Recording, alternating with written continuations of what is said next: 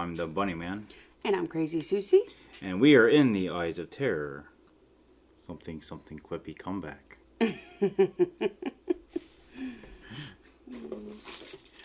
So, will you be my bloody Valentine? I thought I already was. I guess. If you want to.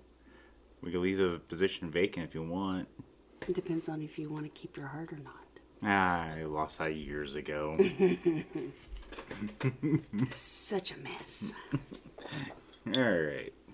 So, our second movie of the Bloody Valentine season. Yay. Yep. I think Valentine's is considered one of the most hated holidays there is. At least for us. Yeah. And most other people. So that's why we try to make it smoother. Unfortunately, we've been, of course, late this year again. So Valentine is not one of our favorite holidays. We've had a lot of things going on, and we have a lot of death anniversaries in this month, so it's just not a good time. yeah. So The baby Luna likes it, don't you? We're getting cookies? Yeah? oh, she's being self-conscientious about her freshly shaved booty. Doesn't want anybody to see the hindquarters.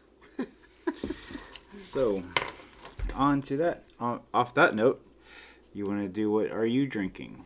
Well, the film we're doing today is My Bloody Valentine, 1981. Yes. And now we dive into what are you drinking? I'm having Dr. Pepper. Diet Dr. Pepper. Yep. So, do you want to rate it? It's just as good as regular Dr. Pepper with less calories. So, would you give it a 5 out of 5? It's refreshing. And I am drinking a Highland Brewing Black Mocha Stout. This is out of Asheville, North Carolina. It's a bold coffee and dark chocolate notes command this award-winning dry stout. It's an Asheville original craft beer. I have to say, the one thing I like living in this region is that we get a lot of different crafts from our bordering states, which we border 3 different states, and then we get our own. It's very dark. Like a miner's booty boo. I thought you were going to say, like your soul. I already used that one last time. Miners don't mind naked. I'm pretty sure that coal gets everywhere. Would you rather me say a miner's face? Whatever. Alright. So it is a very dark brew, but it is a stout. So here we go. Oh, you can really taste the coffee in that one. It looks like coffee. And it's very dry. Like fresh out of a coffee press with a little bit of froth on top. Mm-hmm. You wanna? It smells like coffee. But it's very dry and has a very hop forward. Yeah. Not one of my favorites out of this one. I like a juicy stout. I don't really know. So I sort of give this a 3.5 out of 5. That's a good label to put on somebody's bottom on their pants. Juicy stout.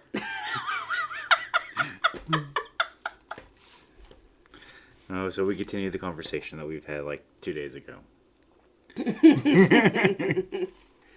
So, it's very dry. And then it's not bad. If you like a coffee dry stout, I would recommend it. It's just not really up my alley. It's too hoppy. It's not what I expected of a stout. Stouts really don't have a huge hop. I guess it's a different type of hop that they're using. Right. It's hard to explain. It's got a toasty hop flavor. Yeah, or oatmeal. I like oatmeal stouts. I'm not fond of oatmeal stouts. Not that I would know. I don't get to drink anymore, so. But Poo. anyway, so back at it, we are we watched and we are reviewing My Bloody Valentine, the original 1981 version. You're going to have to wait till next year for the 3D version. Yeah, I just threatened that one for next year. Fun. Yeah. This film is rated R. It's listed as a horror mystery thriller. And we found this on FrightPix. Is that right? Yes, FrightPix. Okay. So Poppy's on Crackle too? I didn't know, so just found that out today. The director is George Mihalka. Hopefully I said that right. The writers are Stephen A. Miller and John Beaird. The cast is Paul Kelman, plays TJ. Lori Hallier plays Sarah. Neil Affleck plays Alex. Keith Knight plays Hollis. Alf Humphreys plays Howard. Cynthia Dale plays Patty. Peter Cowper plays the miner and Harry Warden. Larry Reynolds plays Mayor Henniger. And for everybody else, you can find them on imdb.com. This is a Canadian film, and their budget was actually quite large for 1981. In Canadian dollars, it was $2,300,000. And Monopoly money. Which for 81, that was quite substantial. And in US dollars, that is $1,731,762 smackers. Yes. So for 81, that was quite a lot of dough. And the synopsis for this film is a decades-old folks' tale surrounding a deranged murderer killing those who celebrate Valentine's Day turns out to be true. To legend when a group defies the killer's order and people start turning up dead. Dun dun dun. Oh no. And this movie is 1 hour and 30 minutes long. That's something I failed to write down. But I did. Weird. And IMDb gives this a whopping 6.3 out of 10, which is quite substantial considering it's normally not quite that high. Not for the movies we review. No, anything over 5 is usually pretty good. Yeah, we don't review anything above 6. Usually 5.4-ish. Pretty high considering. I think that one of the highest films we reviewed was Goosebumps, Haunted Mask. I'm never gonna be able to live up for that nightmare. Still have haunts. It haunts my dreams still to this day. Like a mask? I'm gonna haunt your dreams. Like a mask? Like whatever terrifies you.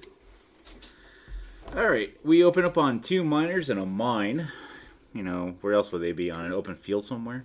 Walking as the credit rolls and eerie music plays, you hear them breathing through their masks every time that they breathe. It's kind of a mechanical sound. Yeah. Breathing through respirators. Every breath you take, every move you make. Okay. I guess the killer's going to be watching you. I'll be watching you. We see one miner undress, and it's a blonde-haired woman, and the other miner places his pickaxe in the wood frame behind her. She starts seducing the other miner and seductively stroking his gas mask tube. Yeah, she acts like she's going to remove it, and he's like, no. He's like, no. And she's like, oh, gas mask tube. It's rigged for my pleasure. Ooh. You drink too much. I don't drink enough. He's about to touch her breasts. A breast when she... No, he grabs the breast. No, he was about to touch it, and then he saw that that tattooed heart over it, and he does touch it, because you see in between the finger and the thumb where the tattoo No, is. he was going to touch it, and then he realized she had a tattooed heart on her breast, and like a vampire recoiling at a cross, he was like, ah! Okay. And then that's when he decides to shove her back onto the pickaxe, and she screams. We zoom in, we get the credits. I give it a 4 out of 5. It just sort of sets the mood. He impales her chest on the pickaxe. Yes. Like perfectly to the heart. Yes, like he planned it all along. He planned it all along. We are at Thursday, February 12th. In the mine, the miners are getting off from work. They shower and play around. We find methane is an issue in the mine. Who knew? Yeah. And we also find a guy came back and a miner named Axel is dating his ex. So, yeah. That's always a fun time. After they are done showering and joking around, they hop into their cars and they race each other to dance hall / bar to get their drink on and love on their women, who are decorating for the upcoming Valentine's Day dance. Am I missing anything? They rush to town because they make a bet with each other that whomever gets there last is going to pay for the first round. Oh. So they rush to wash, get dressed, and get to town. Definitely like a stinky miner coming home. Yeah, but they do goof off and throw soap at each other and stuff, yeah. Yeah. We see an older man talking to an older woman, whose name is Maple. Which with their accents, you get halfway through the movie Yeah, and you realize her yeah. name is Maple, not Maple. Mabel or Maybell. Yeah, it's like Mabel. It's like with a B, and I thought it was Maple, as in like the tree. A couple of times they said her name. I thought it was Maybell or Mabel, but no, it's Maple, like the syrup. At least it wasn't nipple. That may have been more interesting, but anyway. He appreciates all the effort she is doing for the upcoming Valentine's Day dance. He does ask a small favor, and not to mention this is the first dance in 20 years. So, something's afoot. Something is rotting in Rottingham. The mayor, Maple, and the sheriff leave when the class clown, Howard, remembers to give the mayor a box of chocolates that someone left for him, but no one knows who. You know, you always open a box of chocolates. We've covered this in the last movie and in this movie. Always open the box of chocolates that you don't know who came from and just take a big bite out of it. Nothing suspicious there. The sheriff and mayor are driving down the road. The mayor opens the box. The sheriff points out the card and he reads it. Actually, the mayor offers the sheriff the first chocolate. And then the sheriff says, well, there's a card. Why don't you read it? Okay. Then you read what it says. From the heart comes a warning, filled with bloody good cheer. Remember what happened as the 14th nears. The mayor removes the paper to reveal a bloody heart. All the mayor has to say is, it couldn't be happening again. So my question is do you think you would smell blood? I mean, it was wrapped in like a cardboard style box and then covered in plastic, like cellophane. No. And so the heart was cut out of the chest and it had sat for a while and the blood would congeal. Yes, but I mean, I think you would smell some sort of like meat or like smell or something. Like, you know, you go to the supermarket, you open up your plastic steak or whatever, and you still smell meat. So, I think you would smell something is off. Yeah, but that's ground meat. I don't know. I don't know. But it's a movie. The sheriff turns on the siren and speeds off somewhere. He turns around and heads back to town because they were going on a trip to another town. Yeah. That night at the bar, the miners are playing a game of Don't Stab Yourself. You know, the game where you put the knife between your fingers and you go as fast as you can. Because, yeah. you know, you're not stupid. You're not going to stab yourself. Yeah. Don't lose a finger, whatever you want to call it. Stupid, don't do that. The Cage is what the bar is called. Okay. The barkeep tells them to be wary of the 14th, that he tells a story of what happened 20 years ago during the annual Valentine's Day dance in the Union Hall. This town is cursed. Okay, I'll do it. This has been a tradition. For 100 years, miners were down in a mine. The supervisors deciding to go screwing around. No one checked the methane levels. and kaboom! And 5 miners were trapped for 3 weeks, and we dug and dug after them. And one man was found alive, Harry Warden, who lived on off of a diet of man meat. They sent off old crazy Harry Warden to the asylum. But after 1 year, he came back to seek his revenge. He cut out the hearts of the 2 supervisors and placed them in heart-shaped chocolate boxes. That year, they found him. Old Harry told them not to hold another dance again. Every year, Harry comes back, pickaxe bloody, ready to kill anyone willing to disobey. Of course, the...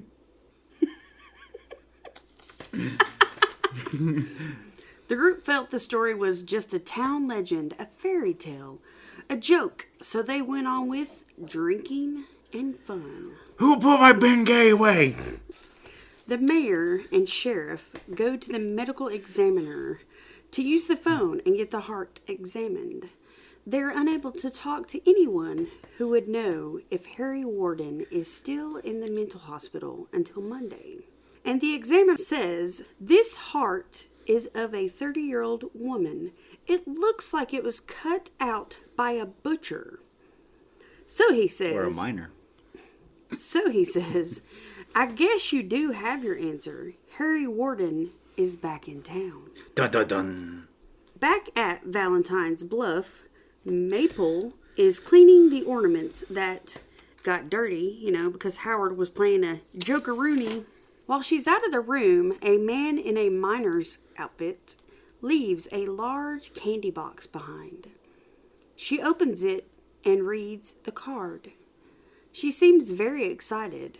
Roses are red, violets are blue, one is dead, and so are you. Now she doesn't seem so excited. The lights turn off, and the miner comes after her. 3 of the guys are outside cooking on one of the car motors. What, you never had Asian waffles? Yeah. TJ hands Axel a bottle of liquor, and they go have a chat. TJ had left, and now she and Axel are together. His ex-girlfriend and Axel are together.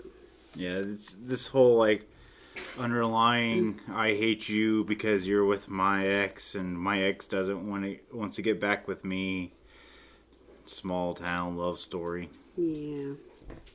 And now it's February the 13th. The sheriff calls the asylum.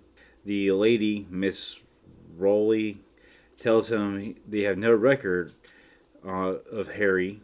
He is either on the slab, transferred, or released. Choose your option now. The sheriff needs answers, but Miss Rowley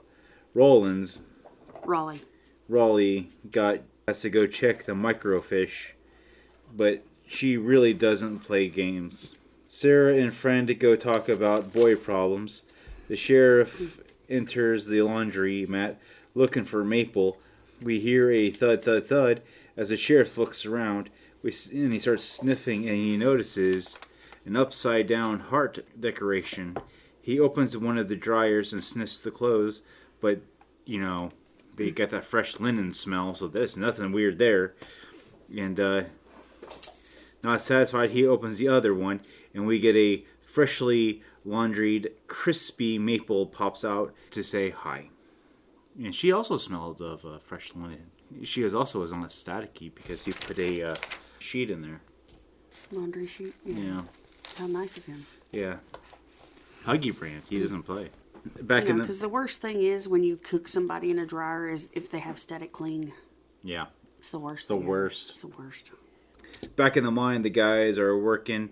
Axel pushes TJ around, telling him what to do and stuff.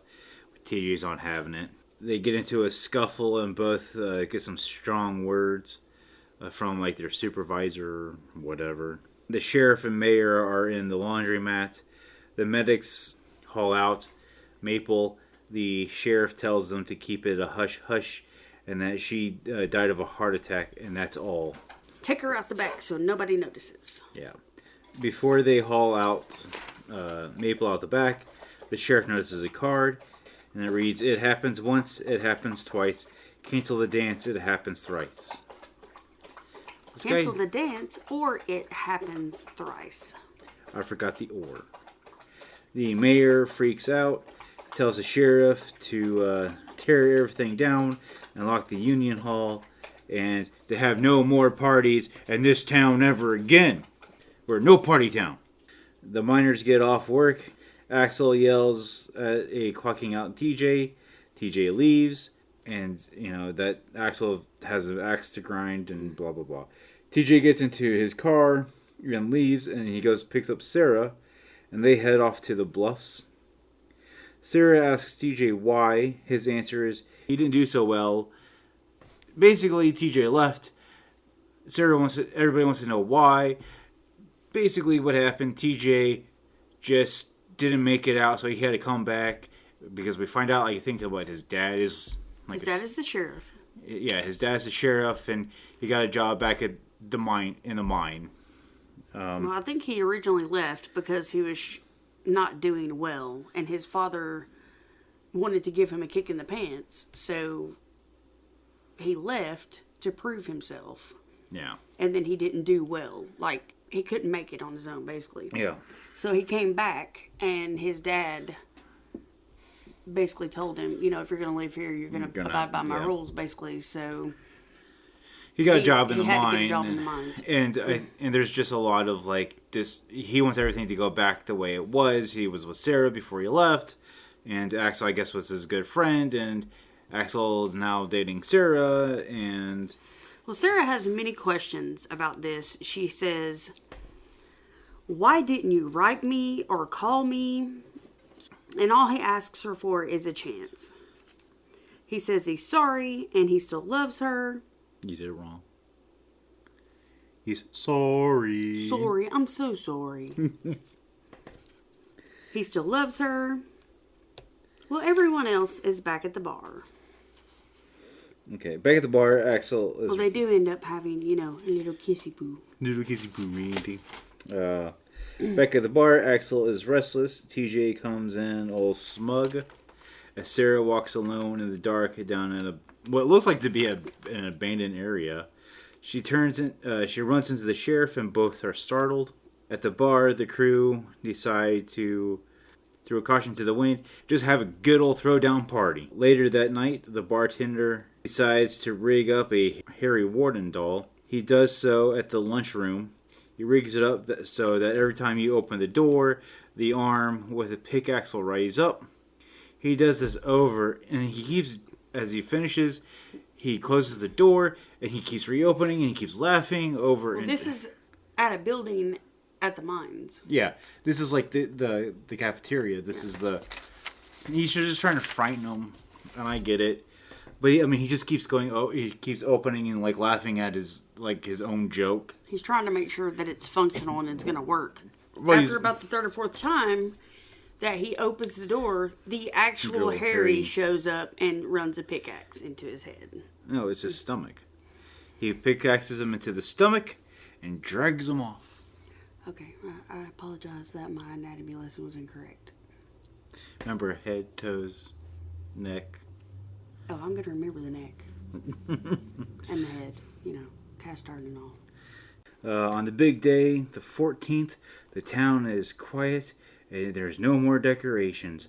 Until that night, the crew break into the dining hall, union hall, whatever, and they have themselves a good old party. At the sheriff's office, the deputy points out a heart-shaped candy box. And the sheriff carefully opens it up to reveal chocolates and a card. Asking the sheriff who be their Valentine.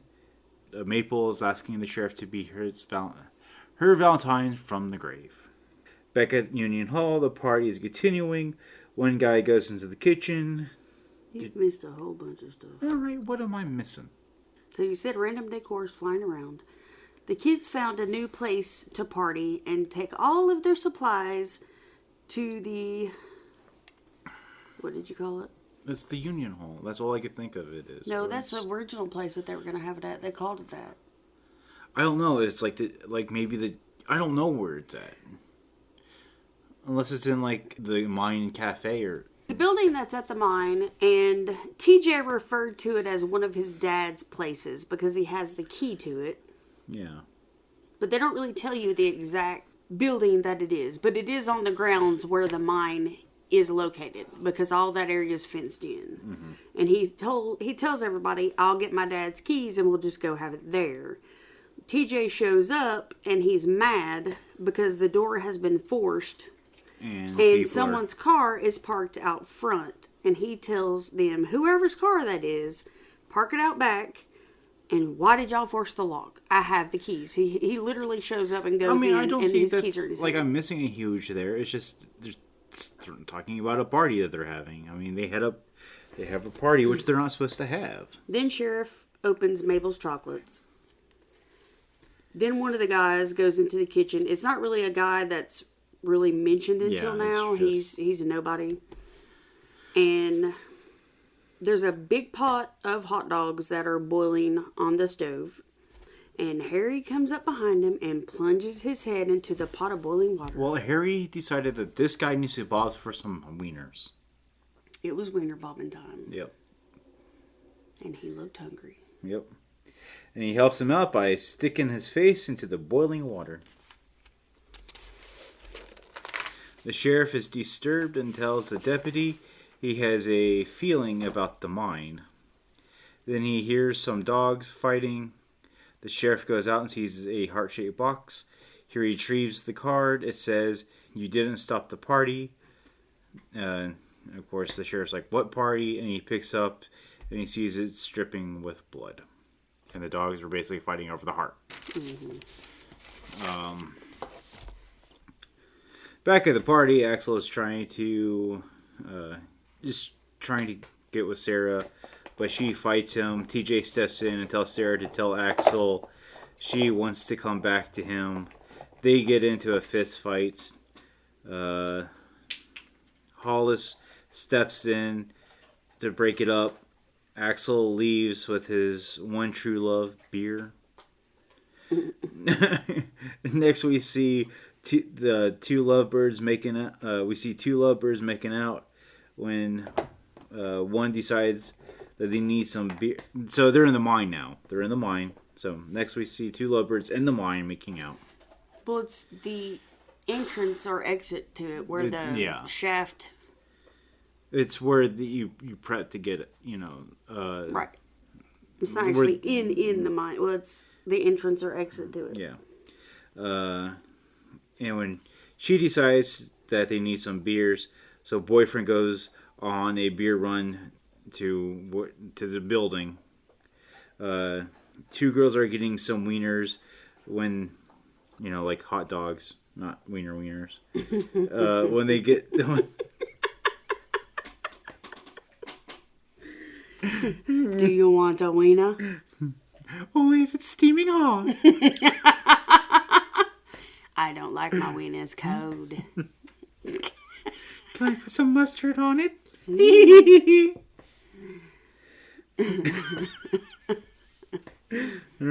got a spicy wiener. Only hot mustard. Hot mustard. Alright, is it a cheesy wiener? Alright, two girls are getting some wieners. Only if you're really nice to it. When they pull out a boiled heart, but they don't know. They pulled out a boiled heart, they don't know what it is, but we know what it is. They're just like, ew, gross. What is it? The guy who's on the beer run makes a joke and doesn't notice the dead guy in the fridge. Without a face. Well, he has a face, but it's sort of melted. Back in the mine, girlfriend is chilling when she sees the uniforms above her move. These are like on hooks and raised above them. When she hears the showers turn on, she thinks it's John giving her a scare, which is boyfriend. She starts to investigate when the uniforms above her start dropping down. And one of the uniforms is still being worn by the barkeep that decided to make that joke. So he just decided to hang around on a hook. And then Harry Warden shows up. Then girlfriend goes into the showers to investigate in fear, and then Harry shows up and picks her up and impales her onto the shower pipe. Then John comes back with the beer. He calls for Sylvia, which is girlfriend. He hears the showers running, and John thinks she's getting a little wet for him.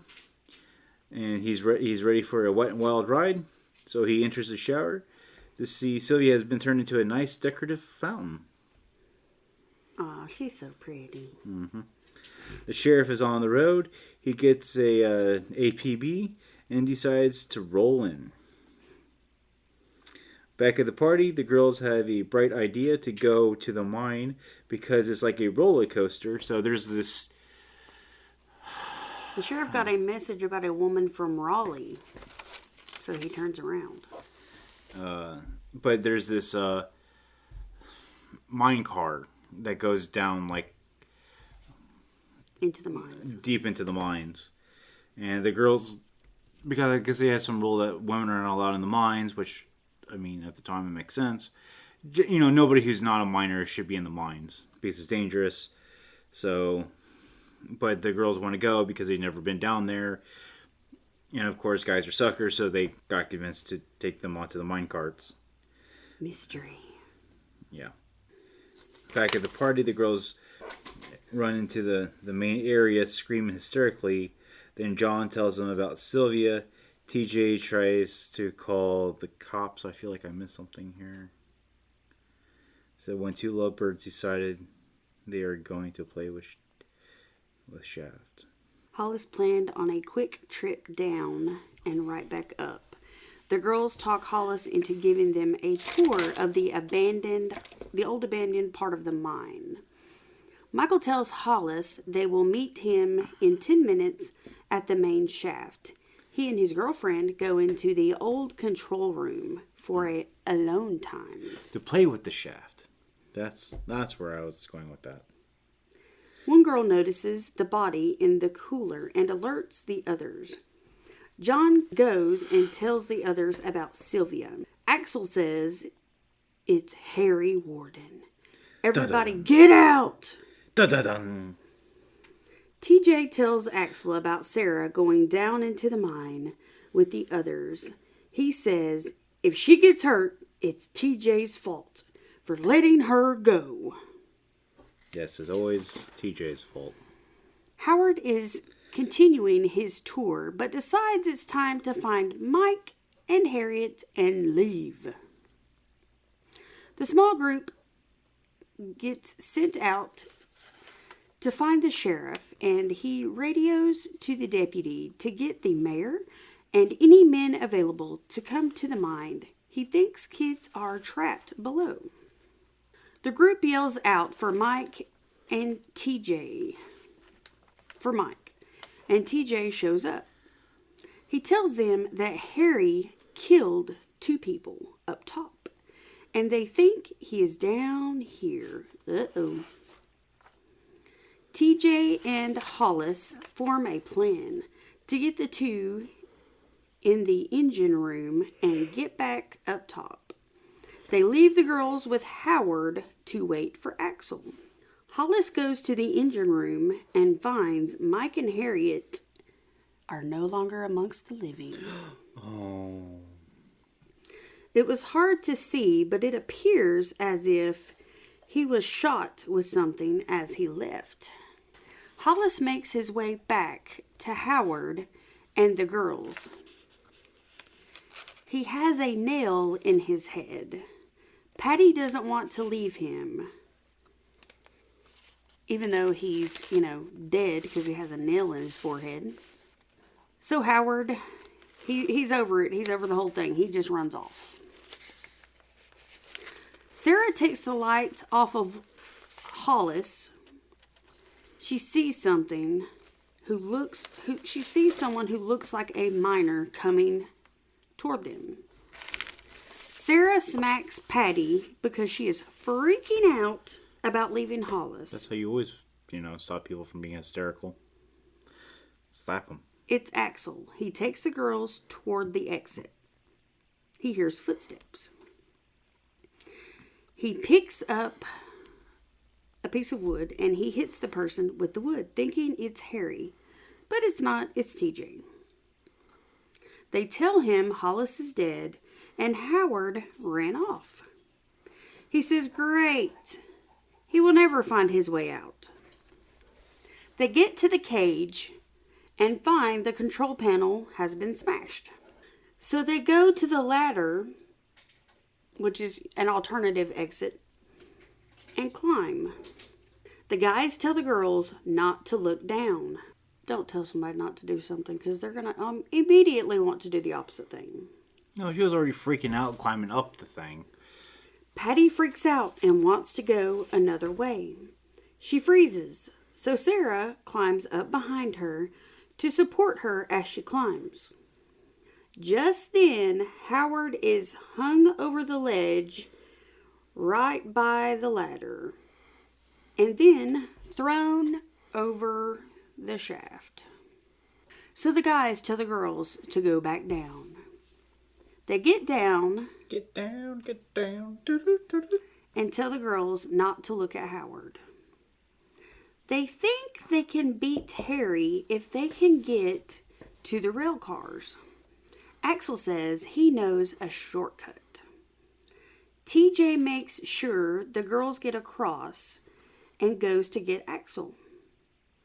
And he has gone into the 60-foot deep water.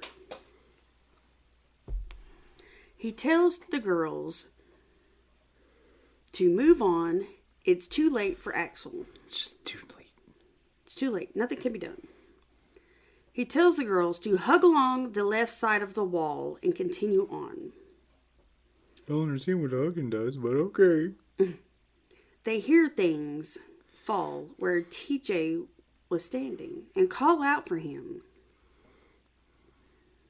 But there was no response, so they continue on. As they move along, Harry comes out and gets Patty. Bye-bye, Patty. So does Harry play patty cakes with Patty? Is that a nice way of saying that he stabbed her in the gut? Yeah. Okay. TJ finds Sarah. He helps her along the tunnels. The sheriff, mayor, and volunteers show up and make their way into the mine. TJ gets the cars working, but Harry is right behind them. They fall out during the scuffle and fight. The sheriff sees the blood on the cars and pushes everyone forward to help. They fight and Sarah pulls the mask off of the killer to reveal it's Axel. No. So during the fight and the scuffle, they're in a part of the old abandoned part of the mine. And Axel ends up pickaxing basically the whole room and it ends up collapsing. Well, TJ and Sarah end up getting out before the whole thing kind of crashes down, but Axel doesn't. So the sheriff and the volunteers finally get to them and he tells the sheriff that it isn't Harry Warden. And the sheriff says, yes, I know. I got the call earlier today that Harry Warden died 5 years ago. The plot thickens. So TJ tells the sheriff that it's actually Axel who's been killing everybody. And the mayor's like, well, that kind of makes sense because on Valentine's Day, Harry Warden killed Axel's dad. It always makes sense. And then it flashes back and shows you that when Harry Warden killed Axel's dad, Axel was actually He was one of the supervisors. Yeah, not Axel, his dad was. Axel was actually underneath the bed and he witnessed the murder of his dad. Actually, it was covered in the blood and everything. And sucking his thumb. They dig him out enough to see he is alive. He gets up, walks down another part of the mine saying, "Come on, Harry." When they declare he is alive, Sarah goes to see him. She has to see him.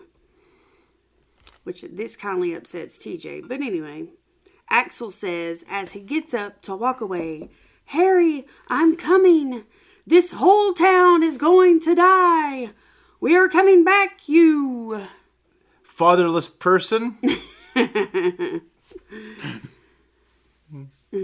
he laughs, he chuckles. Sarah, be my bloody Valentine. His chuckle is that reminds me of the Joker's chuckle. Yeah. He laughs and sings, Daddy gave away Harry Warden, made you pay, then he laughs like a madman. Yeah, similar to the Joker's laugh. And that was the end of that. Yeah, he has a very menacing laugh at the end. All right. What score do you give it? I gave it a 4.5 out of 5. I also gave the same. You want to go with yours? Okay. For its time, the movie had great ideas. And to be able to film in so many locations was awesome. The idea that a child could witness the killing of his father and then take on the persona of the killer on Valentine's Day, a singular day only. I believe it's a thrilling Valentine's Day classic that is worth watching again and again. Well, I'm just gonna say this. I think it already came out on like Blu-ray, which I definitely think we're going to add to our personal collection. So there's that. And at one point there was going to be a sequel to this, like 30 years later, but Lionsgate killed it. Just some random trivia I found out. And instead of coming out with the sequel to the film, they came out with the great 3D version of this film, the remake 3D version. Yeah. Which we do unfortunately own. Every year when we do research for films that we want to do, yeah, that one comes up. We realize that that's happened a lot. I'm like, Yeah. we want to do all these old films and we love slasher films, and I was just researching, the past couple days for films that we're going to do this year. And I'm like, oh, this is the original. They did a remake. And we're like, surprise. Why do they do that? They ruin films when they Not only did they that. ruin this film, they also made it 3D, which we're going to do next year. So, I mean, I guess it does add some technology to it, but... Yeah, it's... Alright, I'm just going to go through mine. It's a classic slasher film from the early 80s. What I liked about this film is that the entire town is the character, Valentine's Bluff.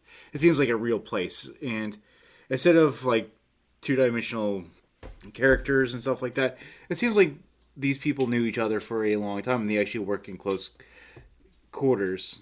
I mean, it feels more natural than most other films.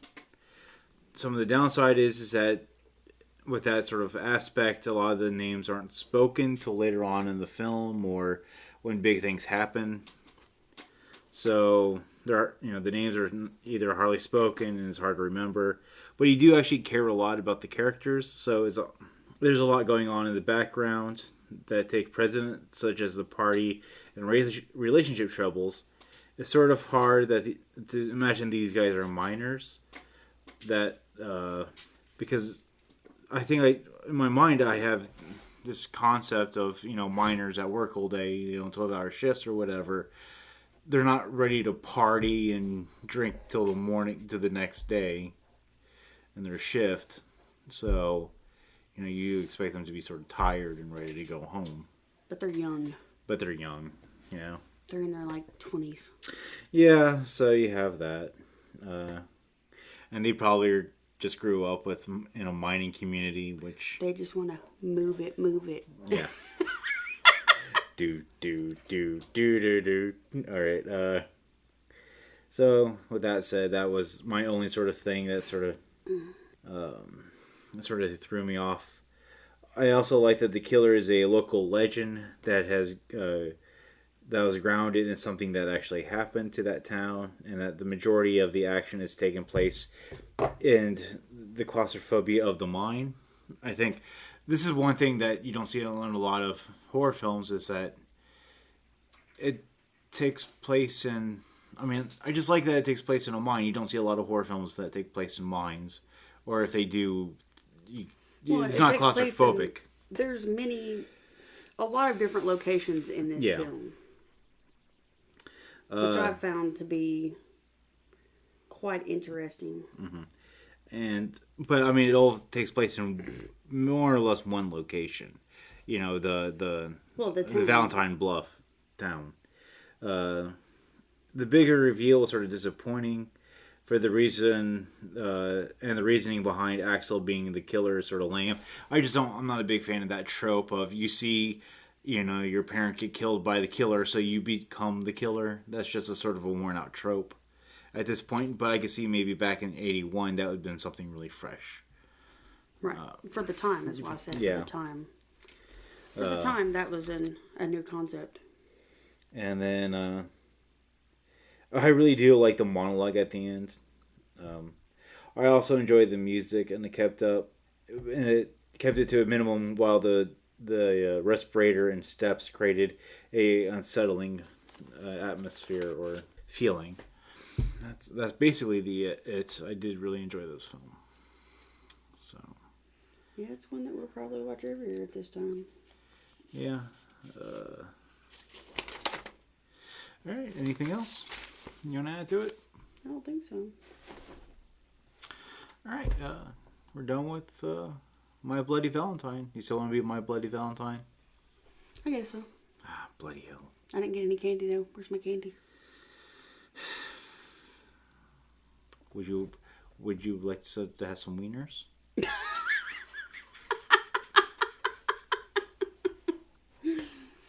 Can't help yourself, can you? Nope. And on that note, I think we're going to end it here. Scare you later. Bye. Would you be my bloody Valentine? You are.